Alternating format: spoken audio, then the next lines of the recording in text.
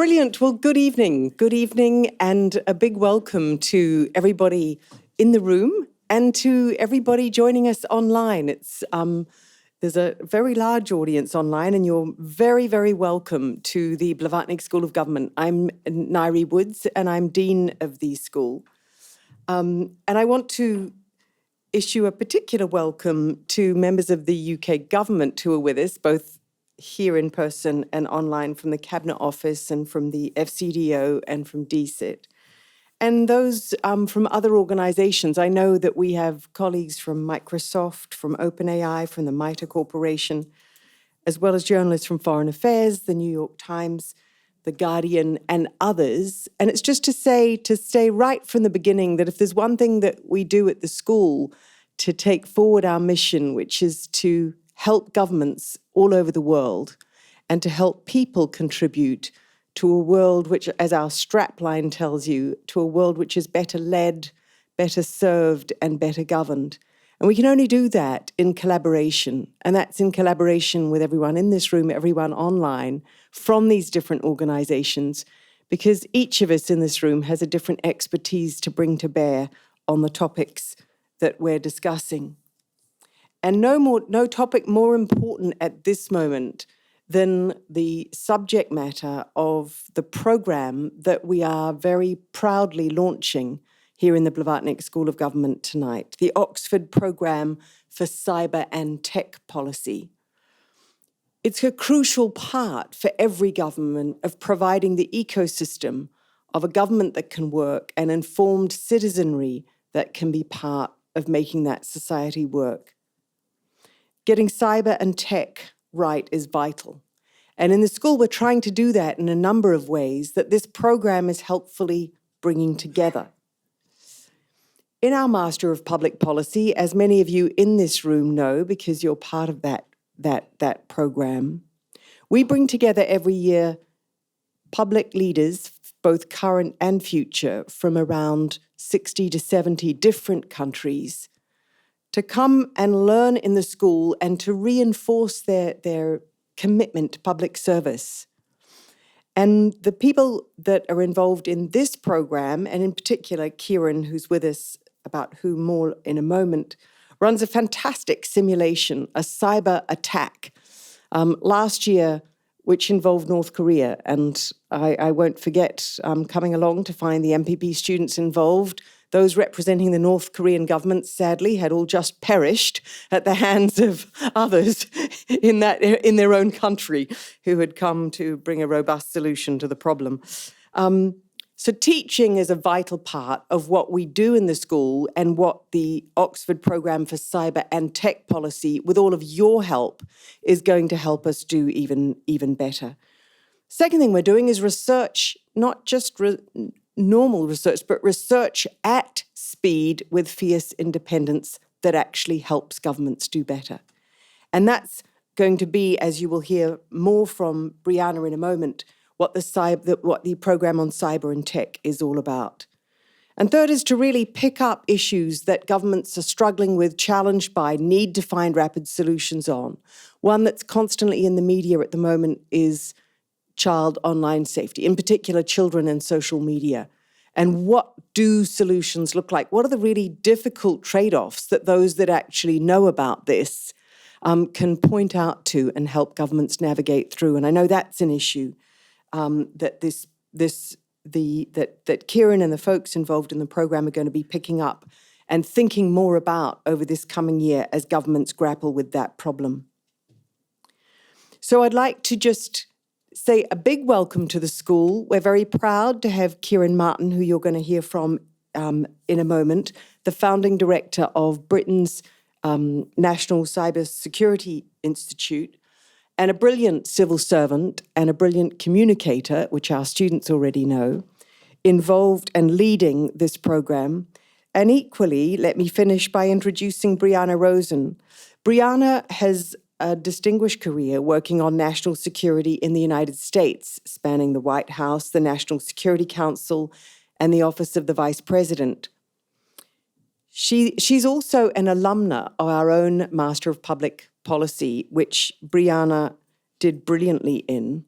And then went on, and we were delighted that she came back to the school to do a very brilliant doctorate here and to embark on a career which straddles the policy domain and the world of policymakers and the world of research.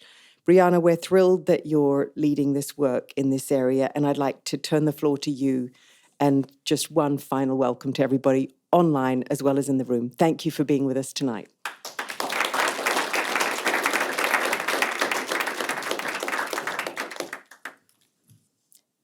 Thanks very much, Nairi, and thank you for your support for this important initiative. Policymakers are often presented with a false choice: innovate or regulate. But the greatest barrier to innovation isn't regulation. It's unsafe, insecure, and unstable technology. To drive meaningful progress, we must forge unlikely coalitions of innovators and policymakers who move fast without breaking things. We must break down disciplinary silos, bringing together technologists, ethicists, lawyers, and civil servants to identify and embed legal and ethical principles directly into technology, making it responsible by design. And we must strengthen public-private partnerships to make cybersecurity and AI security shared responsibilities, ensuring the digital infrastructure that keeps our societies running is resilient in the long term. At the Oxford Programme for Cyber and Tech Policy, we believe that safety unlocks innovation, security unlocks innovation, stability unlocks innovation. We believe the future is now, that technology won't wait for governments to catch up. And we believe that AI and other emerging technologies are a public good, one that governments must learn to harness for the benefit of all. We aim to help them do that. Through our research, teaching, convenings, and policy-to-code pipelines, we are building something truly extraordinary. Over the next 2 years, we are embarking on a groundbreaking AI security project generously funded by Open Philanthropy to help governments help companies secure advanced AI systems from cyber theft.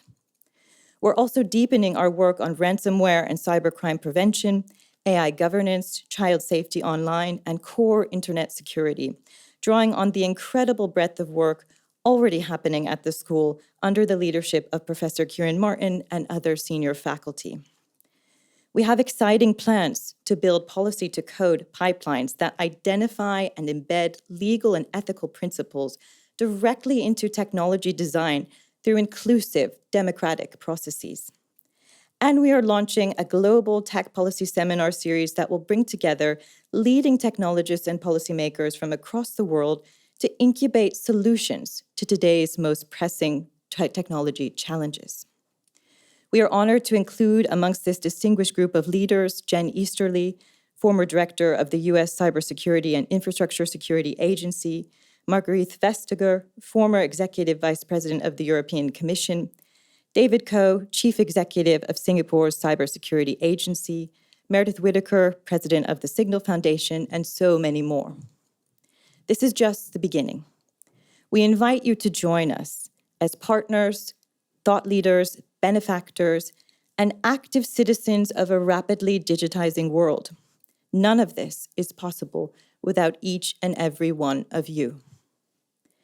And now it is my distinct pleasure to introduce a rare and special conversation between two of the world's foremost cybersecurity leaders, Professor Kieran Martin, founding chief executive of the National Cybersecurity Center, and Dr. Richard Horne, its current CEO. Dr. Horne has served as CEO of the National Cybersecurity Center since October 2024. Before joining the NCSC, he was a cybersecurity partner at PricewaterhouseCoopers UK, where he shaped cyber risk strategies and led the response to critical cyber incidents. As many of you know, in 2021, he oversaw the post-incident review for the Irish Health Service after a ransomware attack disrupted critical healthcare services across the country. He was also previously managing director of cybersecurity for Barclays. In 2011, Dr. Horne was seconded to the Cabinet Office to help develop and implement the first national cybersecurity plan, impacting both government operations and the wider economy. He has represented the UK on security matters in numerous international fora, including the OECD and the European Commission, and has served on advisory boards for academic institutions and technology startups. We are also joined by Kieran Martin, Professor of Practice here at the school. Kieran founded the NCSC and served as its first CEO until 2020. In his distinguished 23-year career in the UK government, he has held senior positions at His Majesty's Treasury and the Cabinet Office, as well as GCHQ. Kieran's work, which led to him being appointed in the 2020 New Year's Honours List, has been recognized across the world. Dr. Horn and Professor Martin, welcome and please join us.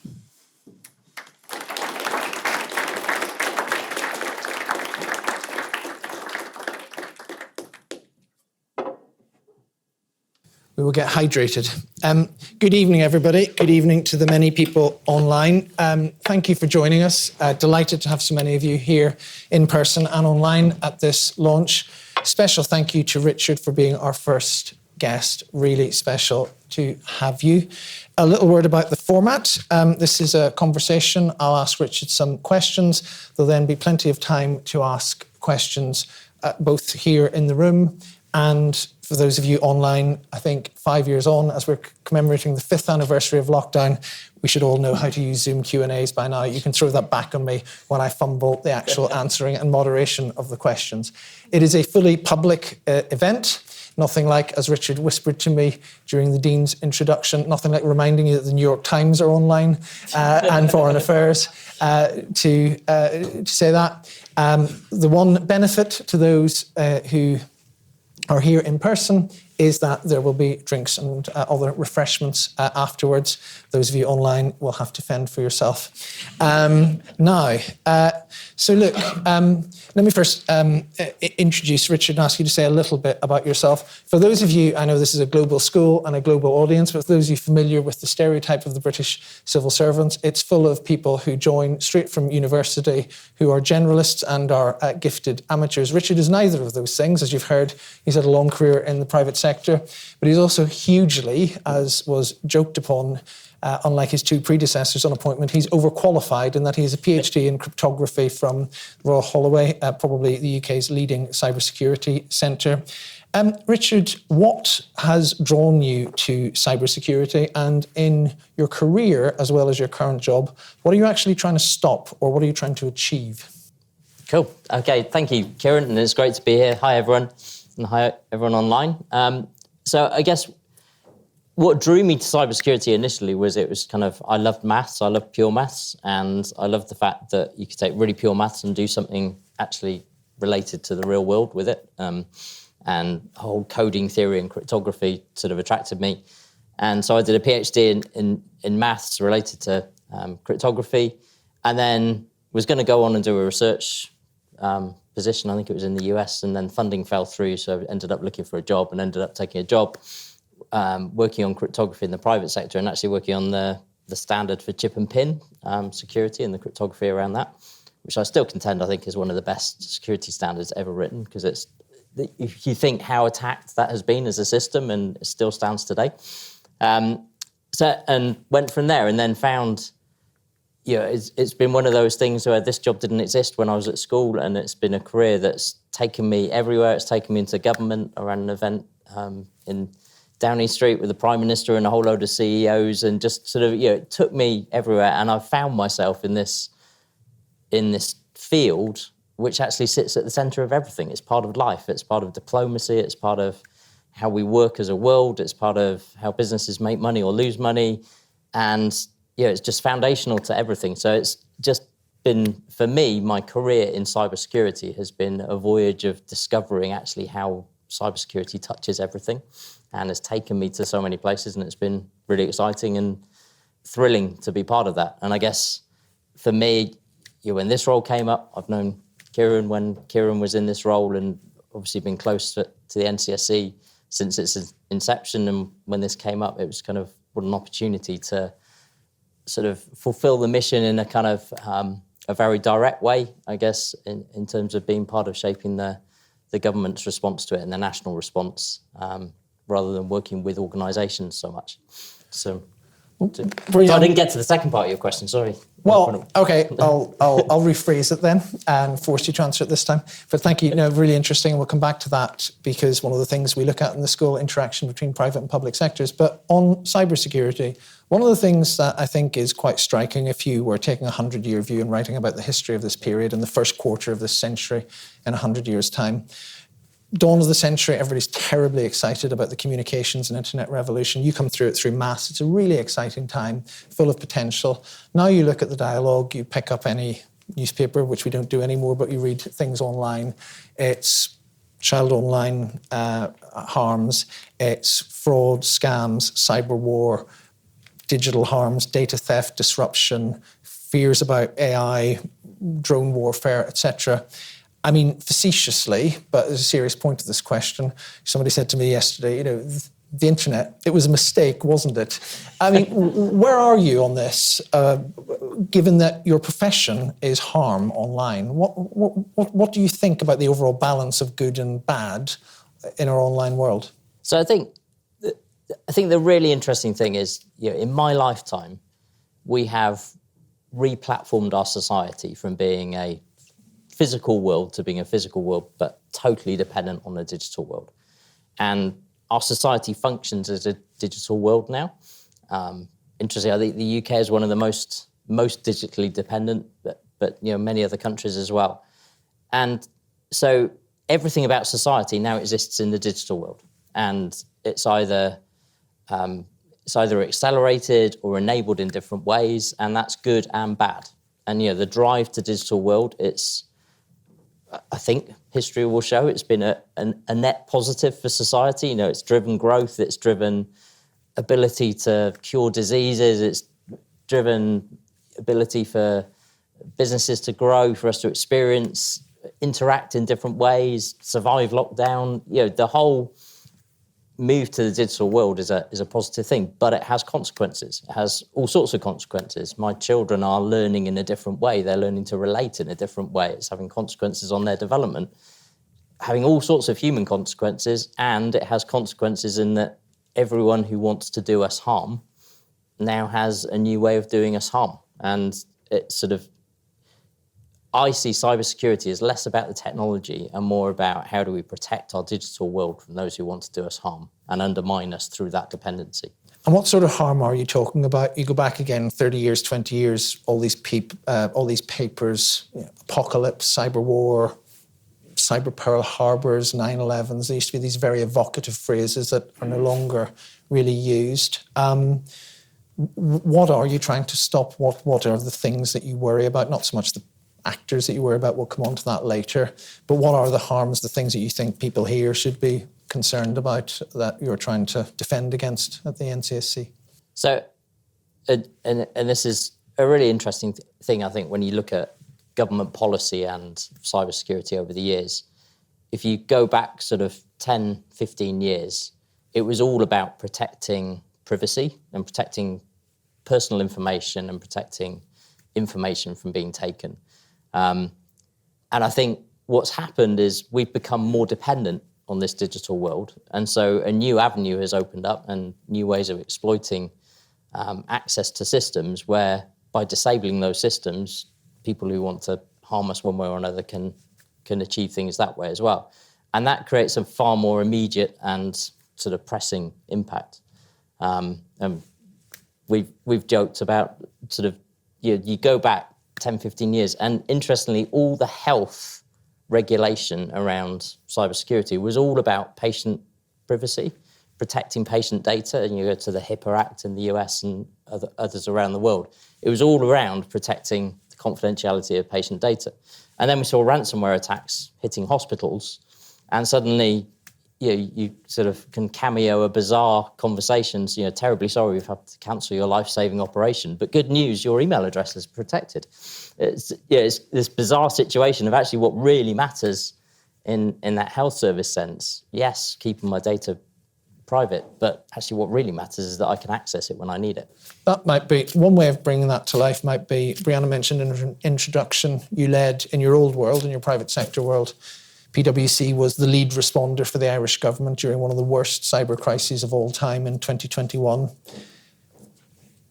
it's all in the public domain. I think one of the most helpful things PwC did with the consent of the Irish government was there's a great big report out there that's still available if anyone wants to read it. From your point of view, what was that like? Give us a sense of that crisis in the Irish healthcare system and its impact on people and the technical background. What was it like as a cyber incident in Ireland? It's really interesting. So we actually weren't doing the immediate response. We came in afterwards and did a post-incident review to sort of learn the lessons and help the world learn the lessons from it. And that was very much, the Irish government's objective with it, which was really bold and laudable of them, I think. There were so many really interesting things. For me, the most stark thing was talking with radiographers, talking with surgeons who knew that if I didn't get the next blast of radiotherapy to, a child patient in the next 3 days, then the whole course of treatment would not be, would be invalid, and that child would not live, as long as we hoped. But to give them that dose of radiotherapy, I had to get the data as to what the dosage should be and where on the body it should go to program into the system, and the database was down. And just the lengths they had to go to find that database, have a doctor logged on that everyone could phone, and just the human lengths they went to in all those situations, get the life-saving treatment that they needed to really critical patients was staggering and made you realise the real human impact. The second thing was they were still a fairly paper-based system at the end of the day. Many of their hospitals had paper records, and so they could manage it through human endeavour. And you sort of fast forward to look at other hospital systems around the world and think, actually, if that had happened elsewhere, or 3 years down the line, then would that human endeavour be possible to keep the system running if it was hit by an attack like that?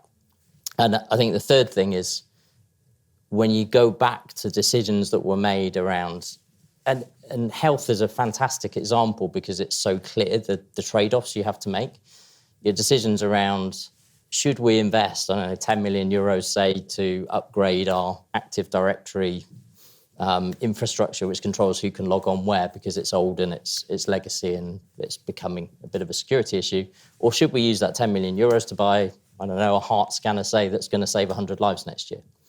And all the time you frame the decisions in that context, you're almost sort of denying the fact that cybersecurity is part of your mission.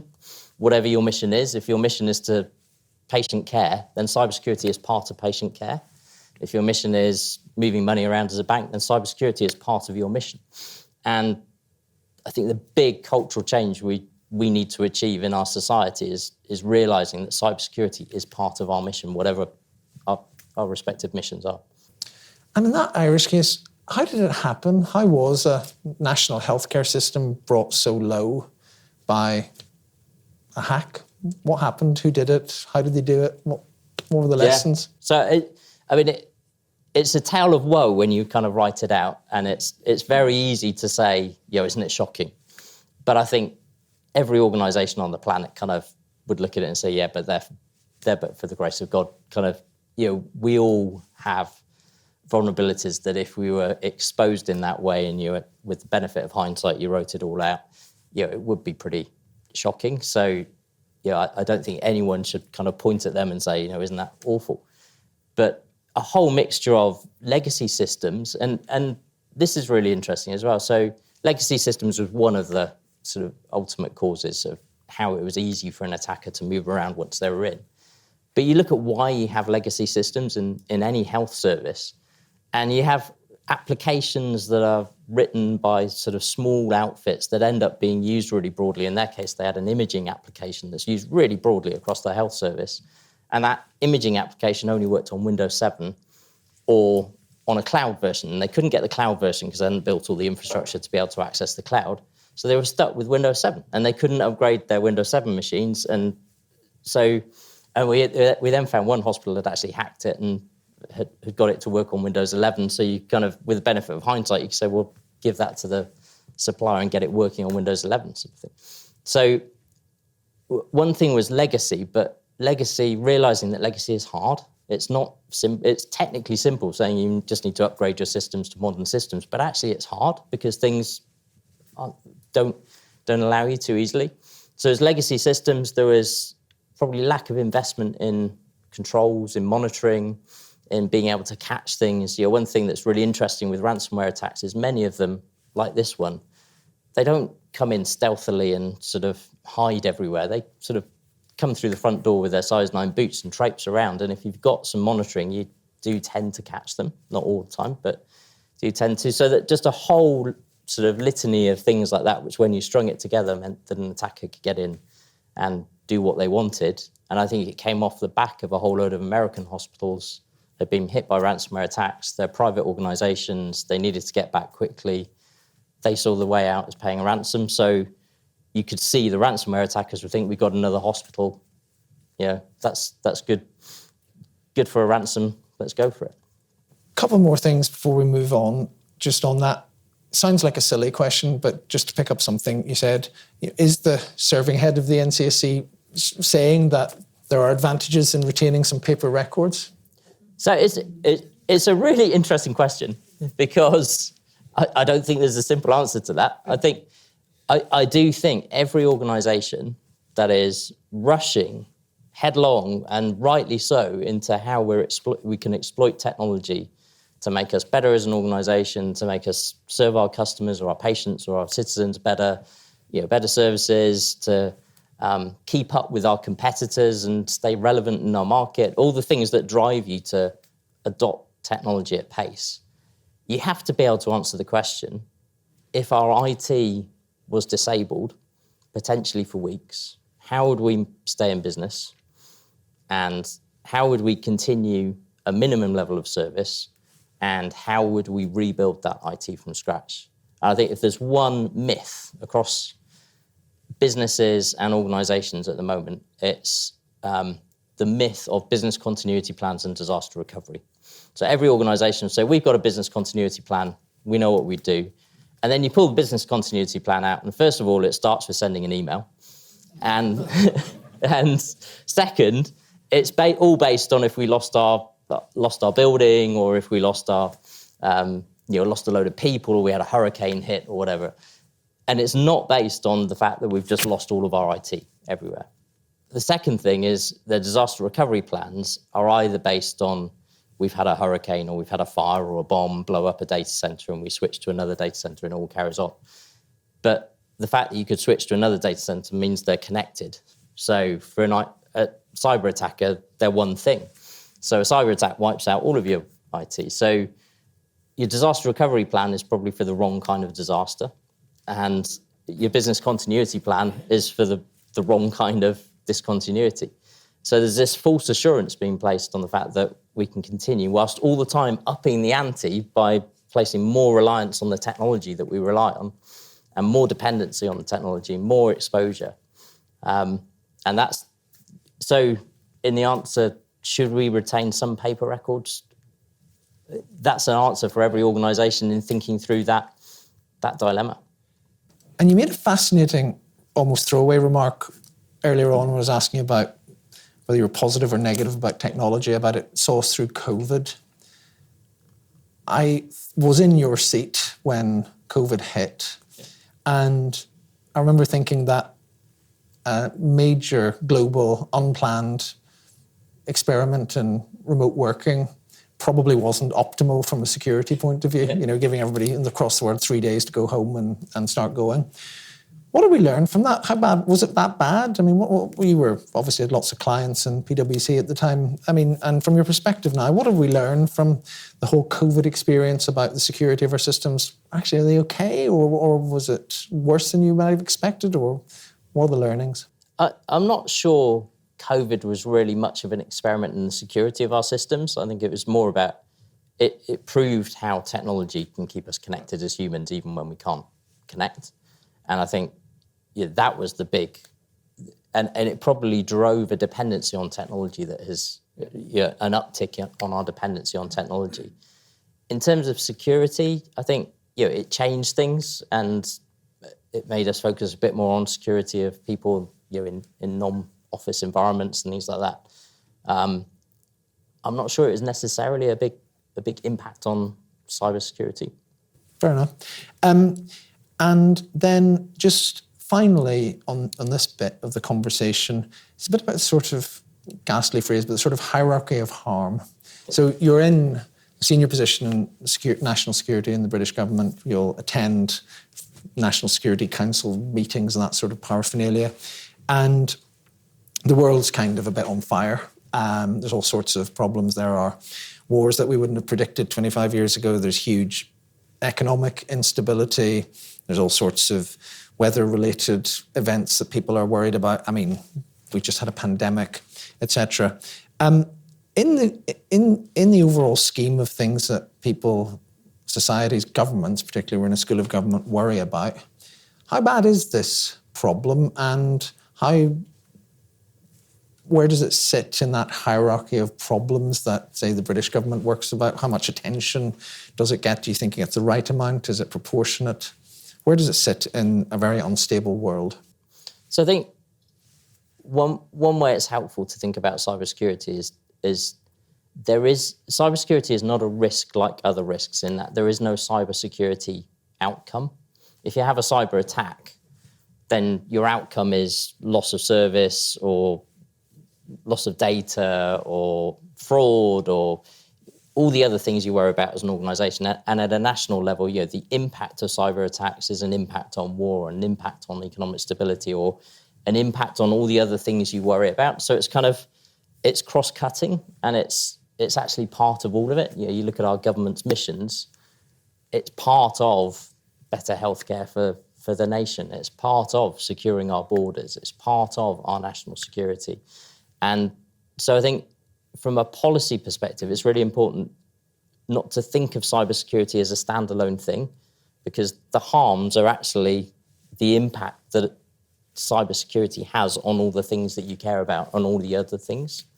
In terms of our government, I think they've come up to speed really quite quickly in terms of realising that. I think they were really focused on the 5 missions and national security underpinning it, and realising that actually cybersecurity is one of these things that underpins everything they need to achieve as a government. And I think some of the things that have been said recently have sort of reflected that. Okay. We'll move on. We will come back to threats, geopolitics and stuff in a minute, but I just thought it might be interesting just to put to you 4 quick-fire statements that are sort of cliches in the cybersecurity world and get you to respond to them. So statement number 1, the internet was built without security in mind. Is that right? I think it's probably true. I think we're moving to a digital world, and our biggest issue is people aren't thinking enough about the security implications of that. Right. Statement number 2, people are the weakest link. Oh, so I would say yes, but not in the way people often say. So people will often say people are the weakest link because you get sent a phishing email and you click on the link in the phishing email and you're the weakest link. My view is, yes, it's good to educate people and encourage people not to do that, but you will never stop everyone doing it. I've clicked on a phishing link in my life, and I'm sure I will again in the future. And my observation is, I'll tell a personal story of when someone very close to me was having an operation, and I was in the hospital, and I got on my mobile phone a text from my bank saying your card has just been used to buy an Apple Mac in the Apple Store. Phone this number if this wasn't you. And without thinking, I hit the number and phoned it, and then got into this conversation with someone who asked me for my internet log on, and I thought, hang on a minute. And it was quite funny because it turned into a therapy session because they started getting aggressive with me, so I just let rip on them. And it was just what I needed to de-stress, so it was quite helpful. But realising that actually me of all people, falling for it, it was more a symptom of the stress I was under than my capability. So I think I don't agree that we should rely on the fact that we will remove people doing stupid things which aren't stupid, more a symptom of their position. But our systems should be able to tolerate and cope with that. But I think people are the weakest link, where the systems we're designing, the processes we're designing, we're not thinking about how these can be exploited. Right, brilliant. We might come back to that. Statement number 3, AI is going to kill us all. So I think you get what I'm getting at here. Yeah, so maybe not. But AI is another technology advance. I mean, at the end of the day, it's going to drive a greater dependency on technology and a a greater inability to cope when that technology is disabled. So I think probably the biggest thing we need to think about is actually how we are going to manage that increased dependency on technology, as well as all the risks that come from the technology itself. Okay. No doubt that might come up in the questions. And then statement number 4, and feel free to dwell on this for longer if you want or not, but it'll segue into a bit more of a cyber in a geopolitical context. So statement number 4, the internet knows no borders. Is that true? I think it is true, yes. And in that, you look at ransomware attacks launched on us today, many coming from countries where we don't have the ability to reach out with the rule of law. They're people operating in those countries with some kind of shelter, as it were, or implicit shelter from the state, but they're able to operate without, they're able to undermine the law in our country, and we can't exercise the rule of law on them. So if there's an illustration of how the internet has changed the concept of sovereignty and nationality, being a sovereign nation, then I think that's a great example. There is a lot of talk these days about digital sovereignty. Talk a lot about it in Europe for obvious reasons that we'll probably come on to. But you go back 20, 30 years, a lot of talk about, say, for example, the threat that internet-based technology posed to the Chinese regime. But you now go to China and your experience of the internet is very different to the one you'll have here. So I suppose, are there qualifications to the statement, the internet knows no borders, or is it still more of a global and a fragmented set of technologies? And I think it's a really good point that our world is going to a bit of a polarization where it's really interesting if you talk to a global company and you're operating in just about every country in the world, and they will say they have to build a separate technology stack in China, serving a load of countries around there. They have to have a separate technology stack for the US, a separate technology stack for Europe, with the regulations around Europe and data sovereignty. And a lot of it is driven by data sovereignty regulations around data not being allowed to cross borders or being stored in different borders. So it's almost like data sovereignty being used as a tool of geopolitics in a little bit in terms of regulation. But I think that's very real. And is data sovereignty real? I mean, you're a technical expert genuinely, so I think there is a question for non-specialists when they talk about policy terms. They say, well, we can impose this contractual obligation on company X, which is probably a US company, or depending where you are in the world, possibly a Chinese company. Is it a practical idea? Is it a practical proposition for countries that don't have their own tech stack and they're buying from another place? The idea of sort of saying data must remain the idea in that country, that your data is sovereign and that it must stay in country. So I think that there are a lot of regulations globally around that concept and wanting to ensure data doesn't leave boundaries. So the EU with GDPR has quite strong rules around where data goes, and US similarly, and China, and so it clearly is a thing. Is it watertight? No. But does it give some policy benefits to the then probably yes. Like any law, it can be porous, but it may achieve most of its effects. Okay, let's turn to the unstable world. I mean, you're a British official, you're a British national serving the British government. What do you worry about most from a national security point of view when it comes to cyber? I think and who, I guess. Yeah, I think the most immediate thing is it has got to be ransomware, because that's the cyber threat that can have an immediate impact. It's the infrastructure is just scaling in terms of its use, and the disruptive effect it can have could have really significant potential impact. So the immediate one is probably ransomware. In terms of what do I most worry about reading in the papers tomorrow. So for all the politics, all the unstable world, it's a bunch of criminals packing for I think money. so. That And yeah, the are doing fact most is, harm. we as a society have not built our defences to a level to be able to confidently say it couldn't have a horrible impact on us, and we haven't built our ability to be resilient if there was a successful attack. That ability to continue and recover as a society. So I think that's got to be the immediate one. The longer term one, has to be the sort of almost battle for supremacy in cyberspace, and sort of some of the attacks we've seen that you'll have seen in the papers, where it's more about building kind of global capability, where the intent isn't necessarily clear, but the global capability is being built. So a lot of the ransomware comes out of Russia. We've had a lot of Russian state activity against Western countries, and we've also had, sadly, in the last 3 years, a war in this continent where it was the first war where a major cyber power, if you like, was involved. There was various talk, some of it excitable, about it being a cyber war and nothing else, which obviously didn't come to pass.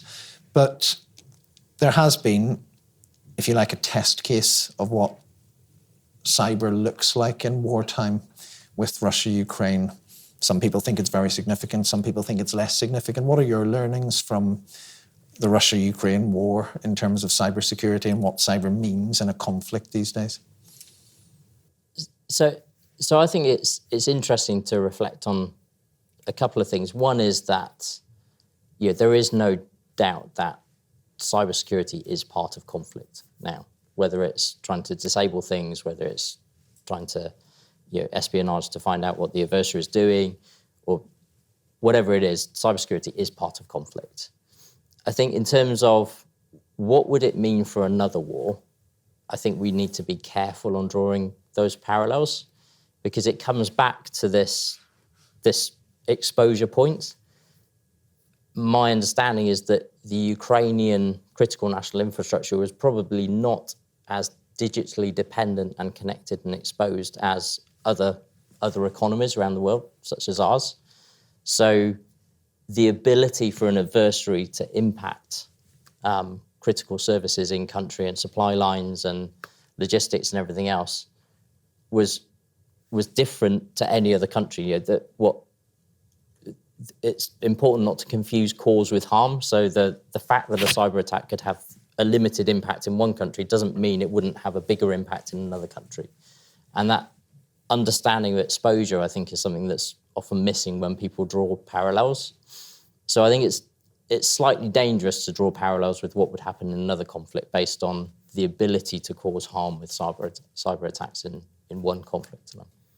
But one warning that was very loudly issued by the UK and Five Eyes partners last year, I think before you took office, but it's still extant, was a warning about what the aficionados call Volt Typhoon. So for those less familiar, the Americans, UK, Canada, Australia, New Zealand, saying that Chinese military hackers had, in effect, booby-trapped digital infrastructure in the US, and by implication, potentially the other Five Eyes countries, looking a bit like possibly a ransomware attack, but for political rather than financial means. So you'd have all the disruption, but you wouldn't be able to buy your way out of it if that was the case. What is your assessment of the significance of that warning in the current environment? So I think you're going back to, if there's one point you're just going to hear me talking about again and again, the extent of our exposure on to the impact of digital disruption. And if there's a nation state wants to apply leverage or wants to do harm to us as a nation, then one way they might well try and do that is by disrupting the provision of critical services. And so it absolutely has to be part of our national security and our defence of our nation to be looking for where they might be able to do it and be able to raise our defences and raise our resilience should adversaries try and do that. And you can well expect, I think, in times of tension that are below crisis, below conflict, as it were, that part of the leverage that might attempt to be exerted in that time of attention might well be threats based on position to actually do something. And can you deter or punish any of this stuff? You've got criminals operating with impunity. You've said that law enforcement can't go after them. I mentioned to you earlier, we had a public event a while ago where, somebody was outlandishly calling for covert assassinations of cyber criminals within the Russian Federation. I won't ask you to respond to that. You're a serving government official.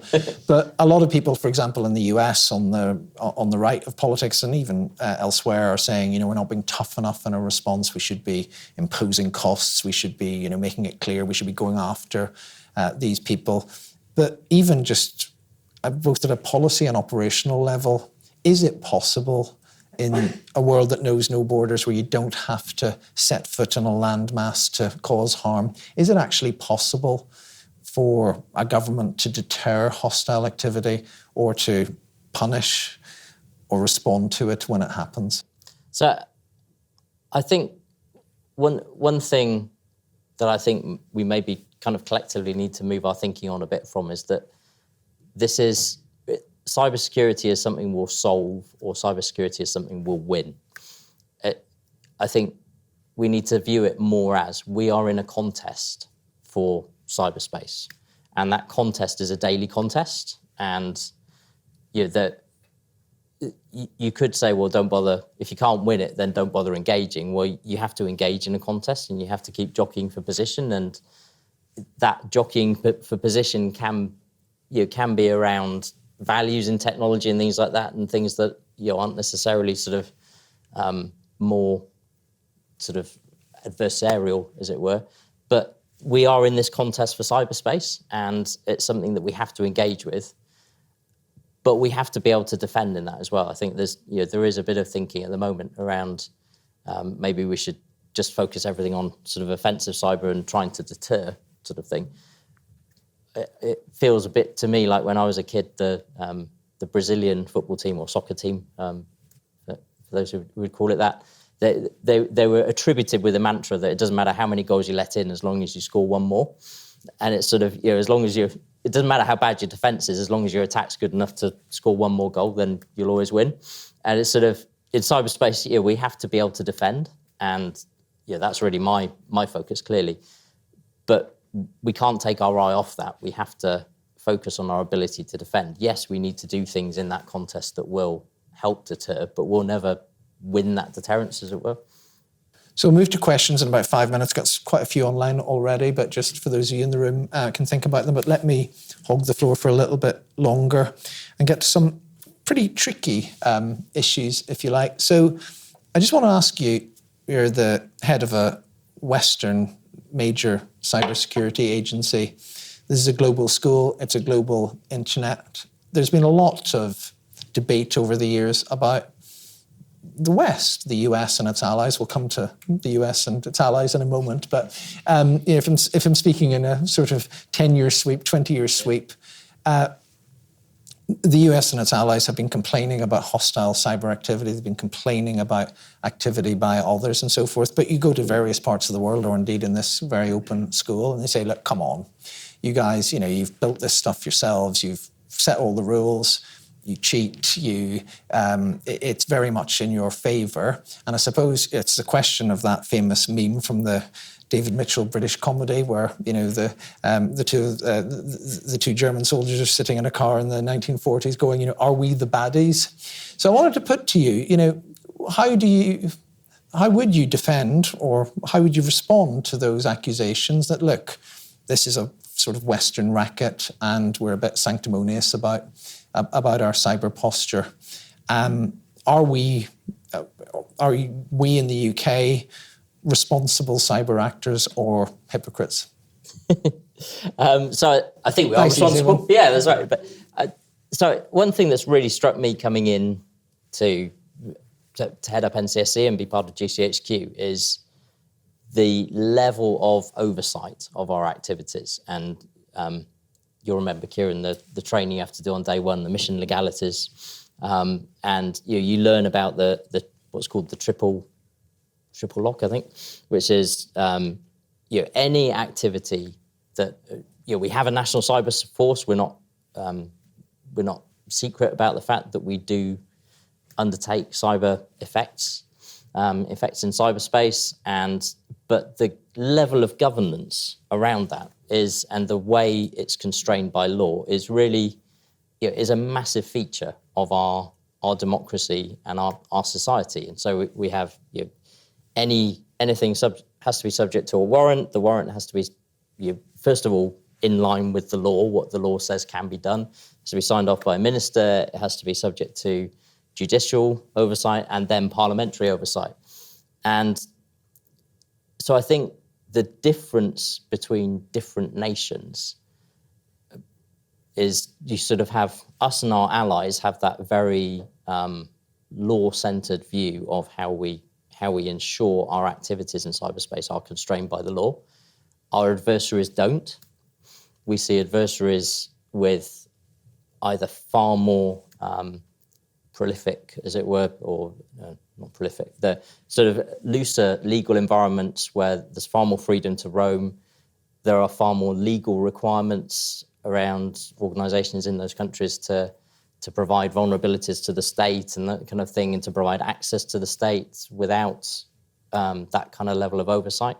So I think that what makes us different in this contest in cyberspace for us and our allies is our approach to ensure that our activities are constrained by and come under the rule of law, whereas our adversaries don't. Probably preempting a question from the floor, but obviously UK and allies, people will think immediately of the US. Obviously a huge amount going on in that system with some concerns about things like the rule of law, but also, frankly, a lot of speculation about the historic Five Eyes intelligence sharing partnership, which you as a senior executive at GCHQ are at the core of. So what is your response to that in terms of the current uncertainty and what it means for the Five Eyes alliance? Yeah, so I think there was a statement came out from the government over the weekend. We see no change in our Five Eyes relationships. We see no impact on the intelligence efforts that we're working together, on the cybersecurity efforts we're working together. Yes, for me, some of my counterparts in the US system, like CISA and things like that, have seen some personnel change, but equally, you do with any government transition, and there are new people. There's a new head of CISA announced today. So I think, yes, there's change. Yes, there's a lot of noise in the system, but I sort of use an analogy internally of, there's a lot of choppy waves on the surface of the water, but actually underneath the currents are fairly constant. And two quick questions before we move to questions here in the room and online. Firstly, a long-standing tension, if you like, in the debate around cybersecurity in the West, and potentially a current source of tension with the US, is the perceived or perhaps real trade-off between national security requirements, intelligence gathering and so forth, and security and privacy.